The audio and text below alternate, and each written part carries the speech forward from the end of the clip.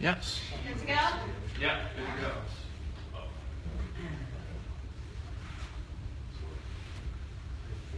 Hello everyone, how's it going? I'm a little curious, how many people in here are in education? Okay, all right. I applaud you greatly.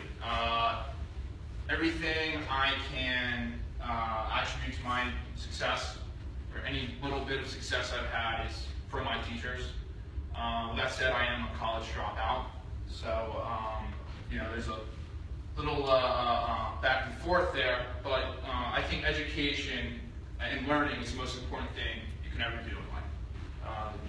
Learning, keep learning, especially in this world. I now own an app development company, Scholar App Studios. I also have a marketing company, Scholar Era, and some of my teammates were able to get an app to the #2 spot in the Apple App Store. That was pretty cool. Paul Kemp, the app guy, great friend of mine. I love speaking to schools, primarily. I go to colleges and high schools to speak to the kids, to tell them about mobile technology and how it affects their lives, and how actually when their parents should be telling them, when their parents are telling them, hey, put down Instagram, put down a Snapchat, they shouldn't. And I'll tell you the reason why. In 2006, we really did not have smartphones, right? Now, Uber. How much is Uber worth? $40 billion, right? Snapchat, brand new. I think it happened in 2011, 2012. It's worth $20 billion. Instagram, more than that.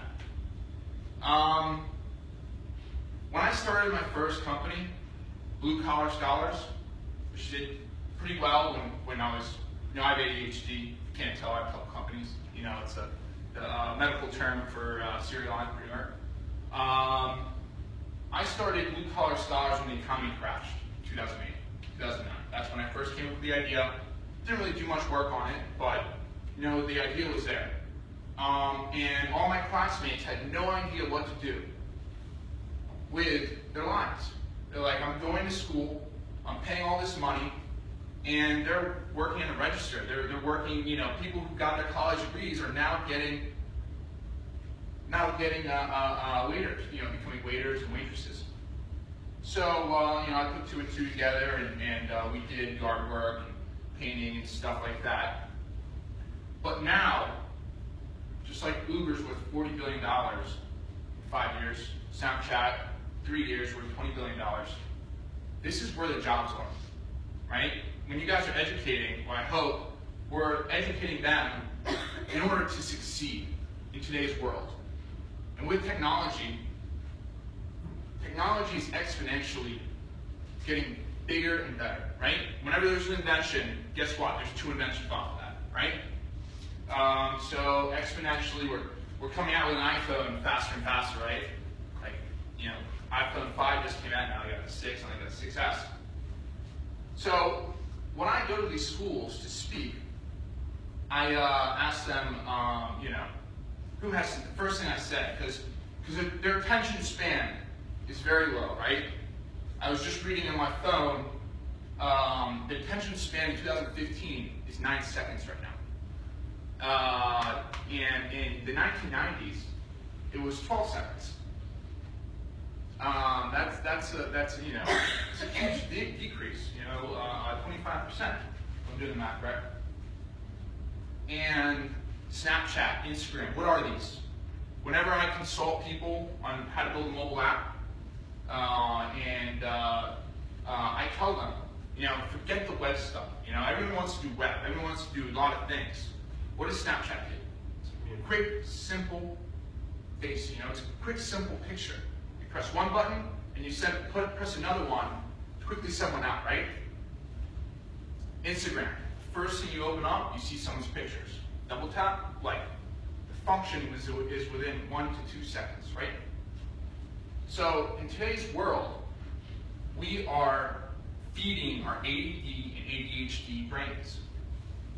Now, this is when I speak to kids and I tell them that this is good. So I have friends who are about to become billionaires. because they have about 20 million likes and followers across all of their platforms, right? So these kids, I gave a speech at Kennedy High School last week, right? And I asked them, who has Instagram? Oh yeah, I have Instagram. Who has Snapchat? I have Snapchat. I was like, who has more than 100 followers on Instagram? They all raised their hands. They all followed me. I wrote my Instagram, got 20 followers that day. It was nice. I asked them, how many followers they had. And they all raised their hand for more than 100. I went back, and they had around 2,000 to 5,000 followers. Now, if you don't remember, in the 1990s, 80s, anything past 2000, what were the ways to advertise? Billboards, magazines, newspapers, right? Even me, I'm 25 years old. I never watch TV anymore, right? I never watch TV. I actually hate going on my laptop. If I can avoid going on my laptop, I don't, because I'm on my phone all the time, just like anyone else in their early 20s or teenagers. Now, this is really big. This is a revolution. I personally think that this mobile revolution is the biggest technology boom and the most impactful technology update that we have in our lifetime. The reason being is because, one, people my age and younger, we really don't know what to do right now because of the economy, right? A lot of people I meet, they tell me. Because like I said, I have a YouTube channel. I do Instagram posts on motivation, stuff like that. Right now, between all my social media, I've done 10,000 followers. And I get questions every week. Hey, I want to start a business. I want to succeed. I don't know what to do. And this is when I get into, hey, you have eyeballs right there. So right now, I was telling Kennedy High School, right? They're actually, they're in one of the lower end income in Montgomery County areas. Kids are smart though, man. They're asking great questions. I said, listen, you have 5,000 followers. You have 2,000. The girl in the back has 10,000. That's, almost 20,000 followers, right? And where are these followers from? They're from the area, Montgomery County area. Guys, listen, you can start a business. You have 20,000 eyeballs right there. Forget television, right? This is free advertising.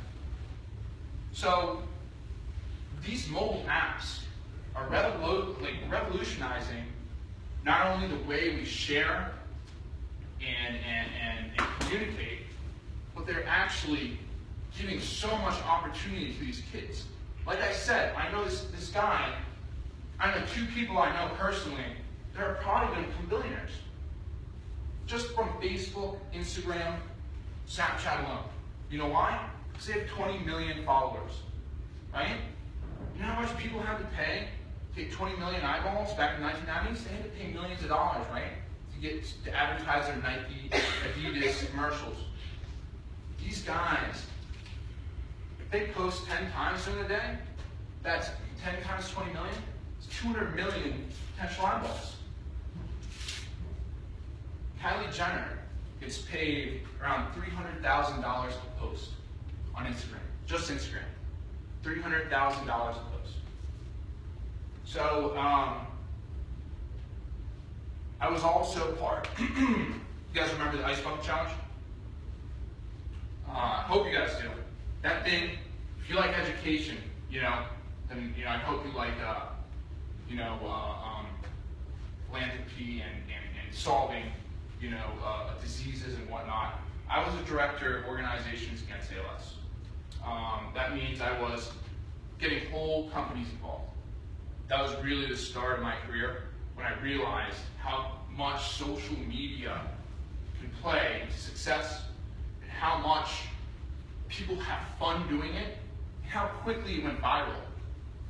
I forget the numbers, but they it's a ridiculous amount of money we raised when we did it. And it was free. It was free, and the kids powered it. So, to wrap it all up, I've been really thinking about this a lot. And mobile technology is what people are using right now. It's what the kids are using. Have you ever seen a 3-year-old with an iPad? They're navigating it like nothing else, right? They're growing up on this. And what it is simplicity. Apple does a great job of that stuff, right? It's simplicity, it's easy to use, it's user-friendly, and it's fun. And you guys know who DJ Khaled is? Just right by the show of hands, who knows what he's doing on Snapchat right now?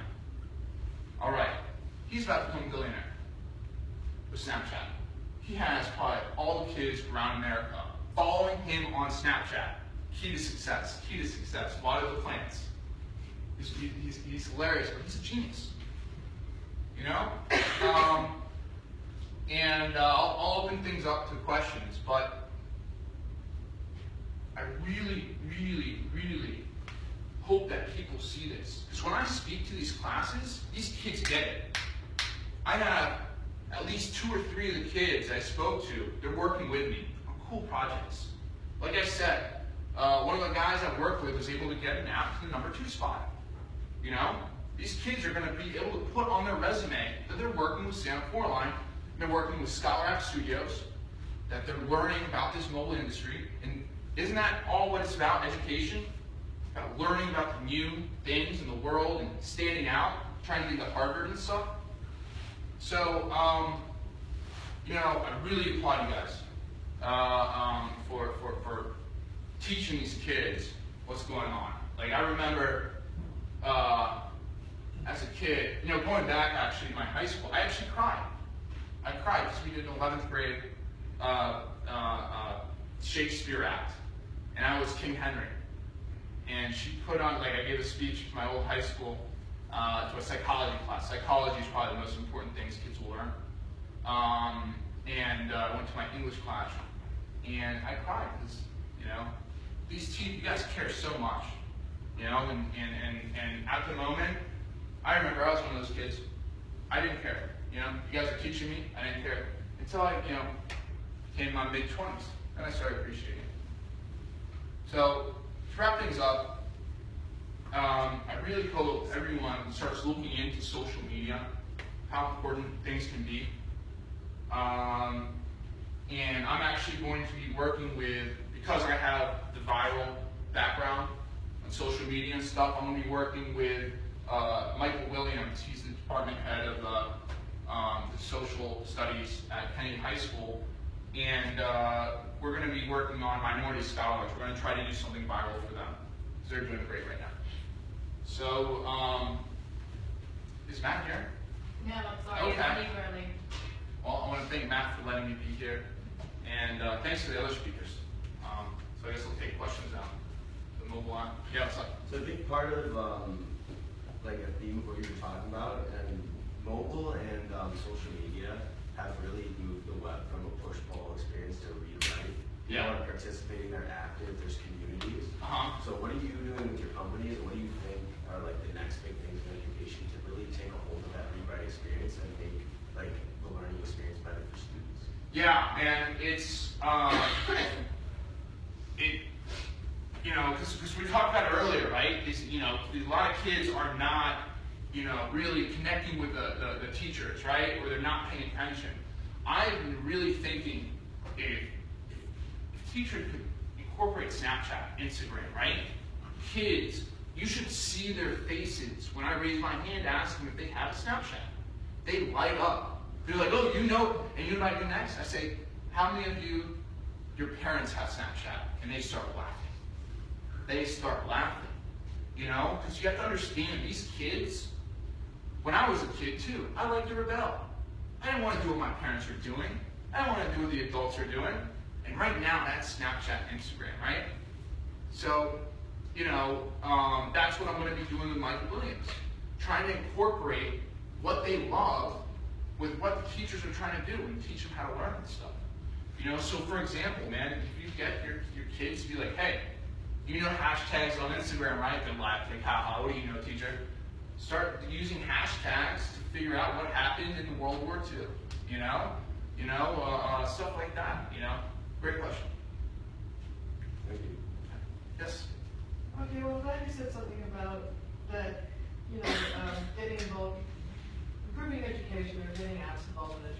would help kids maybe get into Harvard. You said something along that. Yes. Okay? All right. Have you heard, there's this 75-year study that Harvard has done. It started 75 years ago. It's one of the very few studies anybody's been able to maintain for 75 years. On happiness? No, not on happiness. Okay. Well, kind of like on happiness. Yeah, on happiness. That's what someone does. Yeah. Okay. So what they found, even 75 years ago, is people who went to Harvard wanted fame and money. Okay? Which isn't any different from what people want today and what you're selling on stage tonight. What they find at the end of their lives, and they followed them every 2 years, was they don't want followers, they want friends.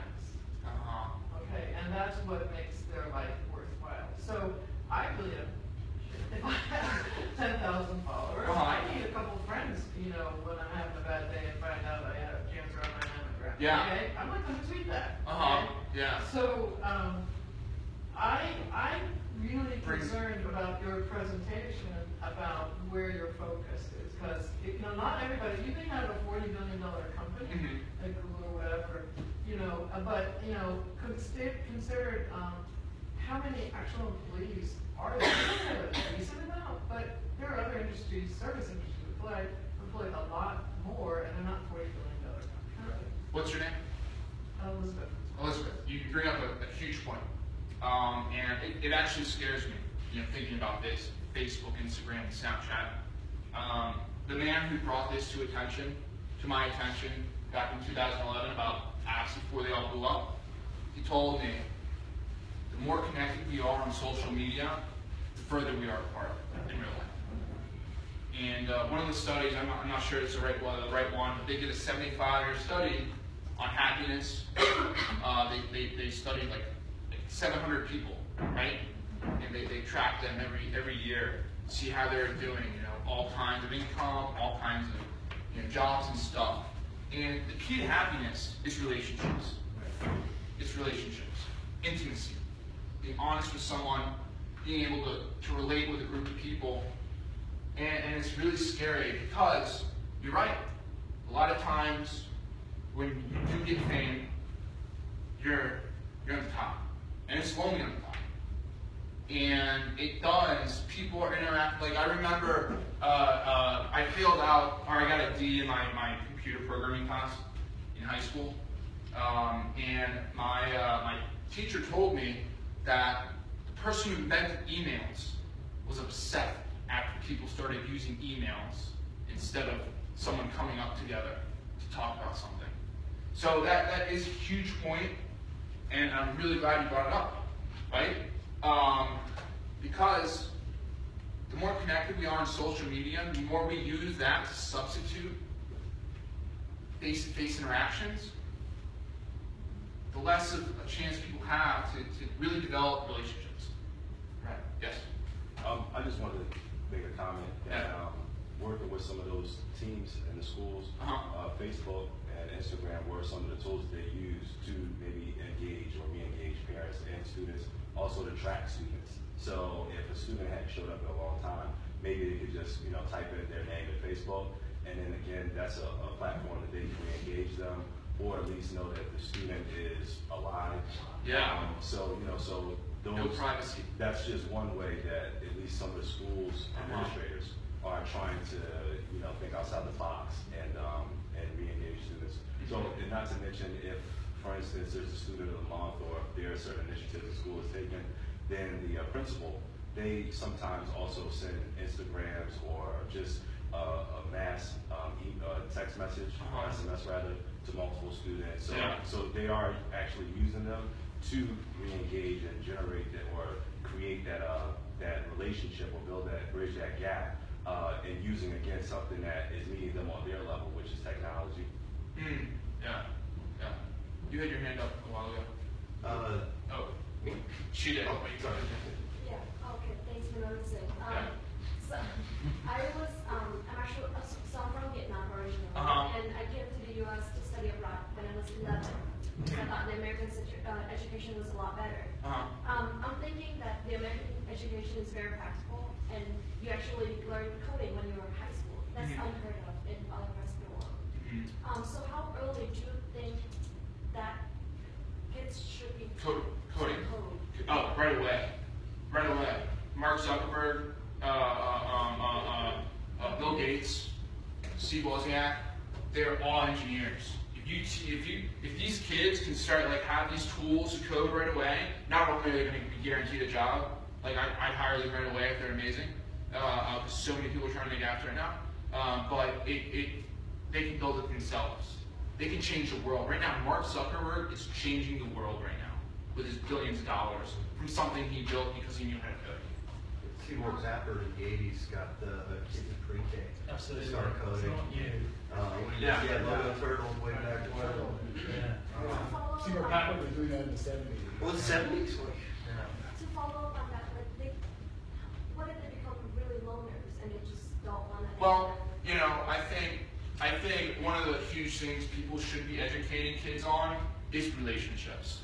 Just like that's why I said psychology is the most important. Like, well, I haven't said it yet, but psychology is the most important subject you can learn because you understand how people are thinking, you understand how you're reacting. Because remember, these kids are going through puberty, they're going through getting bullied. Kids are mean. So no matter what profession you're going to, it's going to be hard. You know. So yes. Thanks for the presentation. I agree with you in terms of how social media is moving, like the future, and pretty much going along the lines of how we're going to get there and like how everything's going to be connected and whatnot. But so two questions, moving to the center of the education aspect. What I'm not getting, or at least I don't know if it's me or someone else, is how when we go to these schools, is there any education aspect as actually talking to them in terms of how to use an app, how to build an app, how to use social media to education, or is just the factor of this is how you use Twitter and this is how you use Instagram and how many followers you have. But then, I mean, we're talking about two different things. We're talking about marketing in one sense, in terms of when you ask the question of how many followers you have, you're actually asking the question of how you can, what you can do with those followers, which is 101, marketing 101. The other question would be how to use that app as an education like outlet. To something that you mentioned, also how to use Twitter and hashtags to find information. Do you know, is there anything actually out there, any publications that point towards people, teachers, kids, whatever, using some of these social media apps to educate themselves, not only market themselves, but also find more information, such as a Wikipedia website and something along the lines of getting that, like overriding Google and going to Twitter instead, following a hashtag and say, this is what happened in 1930 about this and this. No, you know what, and I really don't know about any of those studies, and you bring up a good point, because immediately you can learn so much by following people's Twitter handles, like, you know, PBS, or right now Snapchat has stories, and I follow Animal Geographic. And you know what? In 2 seconds, I can find out the cheetah's, you know, velocity. You know, in 2 seconds, I find out all these cool facts. So, you know, that's a really good point. You know, that's a huge open space because this technology is so new. It's, you know, a bunch of exploration can be made. How much time do we got? One last question. Yes. Yes. I think a big key that people are saying is just people becoming loners and things like that. I think the biggest thing that we have to remember is that the social media aspect should be used as a supplement and not in replace. True. In replacement. Yes. And I think a lot of people they cling on to an idea of one thing and then they forget about doing the other thing, which you're supposed to, you know, the other things that you can do. If you want to use social media, you can start out with, you know, some kind of hashtag or Twitter or use Google Classroom or Edmodo or whatever kind of media you use that and have a question. You can spark a discussion question there, but then bring it back to how can we incorporate this into a project in the classroom? How can this lead to discussion in the classroom? Yeah. How can we build some kind of scientific investigation off the things that we've learned doing this? So it can't become a replacement of the, you know, your teaching, because it happens a lot of times, especially with the Chromebooks and with iPads and things like that. Teachers say, I'll have, you know, tell me what you know about such and such. They go with everybody sits at their desk and You know, they get on the computer and then they don't talk to one another. And that's when we see kids who don't know how to socially interact with one another. Because for one thing, the teachers are trying to use the technology and incorporate it, but instead of using that as a supplement, that becomes their only teaching tool. And I think that that is something that, you know, we just have to remember that this is something I'm going to do on the side and it's not going to replace my teaching. Because nothing is going to replace a physical teacher who's in there being a facilitator. Because especially with, I teach elementary school, so a lot of things, you know, at this young age, if I start to, I want to use the technology, so I have Google Classroom, I can post questions, the kids can respond and do all that. But if I use that as my only thing, then I go outside of recess, I see this kid playing by himself, this kid playing by himself, this kid playing by herself, and that's what happens. So I have to show them that, you know, you monitor it, especially if you're using a Twitter hashtag when you're responding in a discussion post. And one thing I always do is redirect the kids. Don't just, when you're answering the question, don't just post whatever you think. You have to respond to other people. So these are things that we have to teach kids how to do. If we don't teach them how to have conversations with one another, then they're not going to know how. So as a teacher, you know, you have to learn how to facilitate these discussions. Don't make a response to me. Make it to the person who said the comment that you agree with or disagree with. So I think that's just it. No, it's very important. And you know, to wrap up, and it's just the last question, it becomes a very important balance. Like I said, that, you know, it was a TED Talk actually that I saw where relationships, no matter how much money you have, no matter where you came from, the end result of your happiness and how satisfied you are in your life is how many close relationships you have, face to face, hugging, loving, you know, openness.